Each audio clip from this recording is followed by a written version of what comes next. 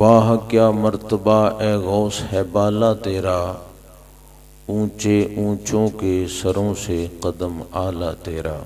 کیوں نہ قاسم ہو کہ تو ابن ابی قاسم ہے، کیوں نہ قادر ہو کہ مختار ہے بابا تیرا۔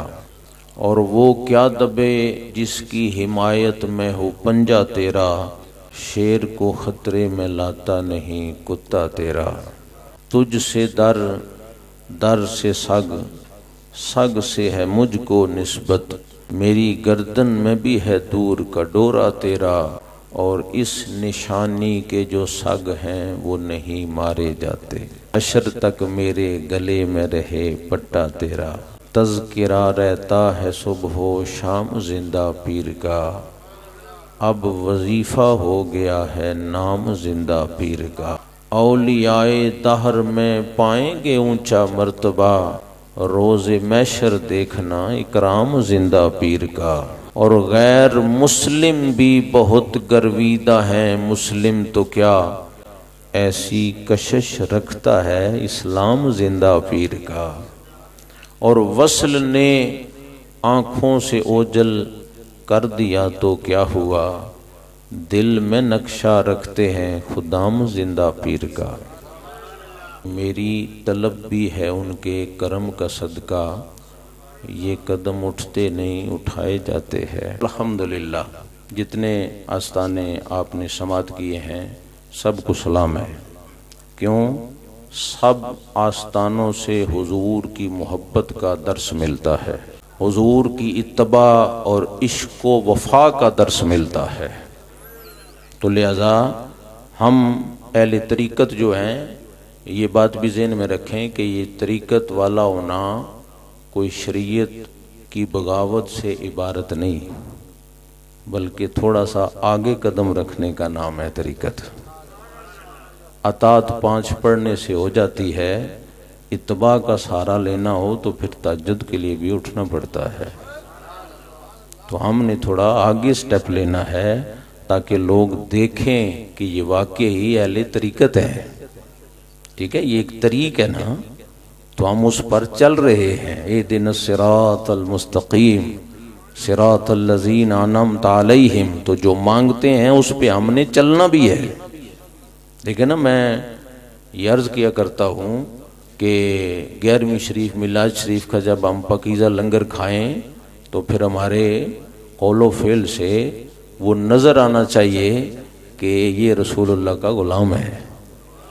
تو لہذا عملی میدان کے اندر آئیں۔ یہ صوفیاء کا مسلک پریکٹیکل سے عبارت ہے، عمل سے۔ غوث پاک رضی اللہ تعالیٰ نے 4 جو بندوں کی اقسام بیان کی ہے نا، ان میں تیسرے نمبر پر یہ قسم بیان کی کہ جو زبان سے میری طرح لیکچر دے کے دعوت نہیں دیتے، جو عمل کر کے پیغام دیتے ہیں۔ فرمایا یہ لوگ ہیں وہ بستگی کے لائق، وَاصْبِرْ نَفْسَكَ مَعَ الَّذِينَ يَدْعُونَ، ان لوگوں کے ساتھ جڑ جاؤ۔ یہ صرف دست بوسی کر کے پیچھے نہیں ہونا، نانا جڑ جاؤ ان کے ساتھ، کیونکہ اگر پانی دودھ میں چلا جائے تو پانی نہیں رہتا، نہیں نہ رہتا، پھر اس کی قیمت بھی بڑھ جاتی ہے، پھر اس کی ویلیو بھی بڑھ جاتی ہے، لیکن اپنی حیثیت ختم ہو جاتی ہے۔ اور جب اپنی حیثیت ختم ہونا تو پھر ملن وچ دریا جے ملک لیشا تے پاگ لگ جاندے گندیاں نالیاں نو۔ یہ آپ کے گھر کی جو نالی ہے، اس کے اگر چیٹے کپڑوں پہ پڑیں تو کپڑے ناپاک ہو جاتے ہیں، لیکن یہ اگر نالیاں نالے کا سہارا لے کے دریائے جہلم میں چلے جائیں تو آپ وہاں کپڑے دھوئیں تو پاک ہو جاتے ہیں۔ تو پھر نالیوں کو پاک لگے کہ نہیں لگے؟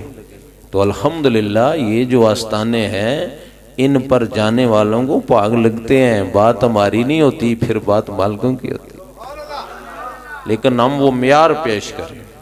وہ جو اعلیٰ حضرت عظیم البرکت نے کہا نا، شیر کو خطرے میں لاتا نہیں کتا تیرا، تو یہ پورا واقعہ ہے نا، پیچھے اختصار ملوز خطر ہے، حضری مقصود ہے۔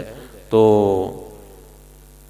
آیا نا وقت کا ایک ہم عصر بندہ، تو شیر پہ سوار ہوا ہے، غوث پاک رضی اللہ تعالیٰ عنہ، کہا کہ میرے اس جانور کو بھی چاہیے لنگر، مجھے بھی چاہیے، کہا دسترخوان بچھا دو، تو یہ کیا کھائے گا؟ کہا جی گائے کھائے گا۔ کہا ٹھیک ہے، لنگر کھانے سے گائے پیش کر دو۔ تو جب لنگر گانے سے گائے کھولی گئی نا تو راکھی والا جانور بھی پیچھے چلا۔ یہ ڈیوٹی والوں کی ذمہ داری ہوتی ہے نا، کہاں جا رہی ہے؟ 11ویں شریف کے لنگر میں ذبح ہوگی یا کہیں اور؟ تو دیکھا کہ شیر کے سامنے کھڑی کر دی کھانے کے لیے، تو کتا چھلانگ لگا کے آگے کھڑا ہو گیا۔ کہا خبردار گائے کی طرف نہیں دیکھنا۔ ویسے شیر کو حیرت تو ہوئی ہوگی نا کہ کتے کی کیا مجال ہے کہ شیر کا سامنا کرے؟ تو کتے نے کہا کہ تو اپنی جگہ ٹھیک ہی سمجھ رہا ہے، لیکن میں صرف کتا نہیں، میں غوث پاک کا کتا ہوں۔ ہاں پنجہ آزمائی کر لے پھر تجھے لگ سمجھ جائے گی۔ یہ علماء بیٹھے ہیں، قلب پہ بات پوری ہو جاتی ہے، قلب ہم ہو تو پھر کتا نہیں رہتا، پھر ان کا کتا ہو جاتا ہے۔ تو بات جب مالکوں کی طرف منسوب ہو جائے تو پھر مالک کنڈ نہیں لگن دیں دے، یہ بڑی لوہے پہ لیک ہے۔ لیکن بندہ مالکوں کا ہو تو پھر تاریخ گواہ ہے کہ کتے نے شیر کو چیر پھاڑ کے رکھ دیا۔ پیچھے طاقت مالکوں کی ہے نا، پیچھے طاقت، یہ باب جتنا کھولیں گے کھولے گا۔ یہ میں کوئی جوشی خطابت سے نہیں، میں بڑے ٹھنڈے مزاج سے بات کر رہا ہوں، اور اپنی بات نہیں کر رہا، میں پیر صاحب کی بات کر رہا ہوں، کیونکہ کی اوقات کیر دیے میں تے کچھ بھی نہیں، گل ساری زندہ پیر دیے۔ آصف بن برخیہ تخت بلقیس لائے تھے، حکم و اجازت ہو تو میں لے آؤں۔ کہا کتنی دیر لاؤ گے؟ تو یہ طریقت والا مسئلہ ہے۔ کہا جی دیر کس لیے لگانی ہے؟ کیونکہ کام تو میرا نہیں نا، کام مالکوں کا ہو تو پھر باقی کام بھی مالکوں کا ہی ہوتا ہے۔ یہ اگر خیال پختہ ہو جائے تو پھر آپ بڑے سے بڑا کام کر گزرتے ہیں۔ ہاں وہی بات ہے، پھر مالک کنڈ نہیں لگن دیں۔ دیر نہیں لگاؤں گا، لیکن حد کر دی ہے اس بندے نے وقت کا تعین کرنے میں۔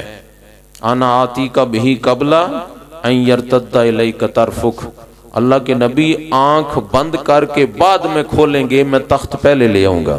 1500 میل مسافت لکھی ہے ائمہ تفسیر نے۔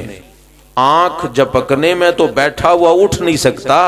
یہ جو لوگ آج باتیں کرتے ہیں، اچھا یہ سلیمان علیہ السلام خود نہیں لائے، ابھی یہ خادموں سے کام لے رہے ہیں۔ تو خادموں کو جو کچھ ملا ہے وہ مخدوم سے ملا ہے، امتی کو جو بھی ملا ہے وہ نبی سے ملا ہے۔ تو خادموں کا یہ کارنامہ ہے، اگر خود لاتے نبی تو چاہیے حال ہے خدمتگاروں کا، سردار کا عالم کیا ہوگا۔ یہ جو بچارے ایک عقل کے پجاری آج یہ بال سے کھال اتارتے پھرتے ہیں نا، یہ کیسے ہو سکتا ہے یا کیسے نہیں ہو سکتا، تو وہ کہیں جی نعت خان بھی درباری ہے تو خطیب بھی درباری ہے، تو اس لیے یہ پیروں کی بات کرتے ہیں۔ تو یہ آصف بن برخیہ کی بات ہم نے کی ہے یا اللہ نے کی ہے؟ اللہ نے کی ہے نا۔ تو جب بنی اسرائیل کے ولیوں کی اللہ کرامتیں بیان کرے تو پھر آقا علیہ الصلوۃ والسلام کی امت کے ولیوں کا عالم کیا ہوگا۔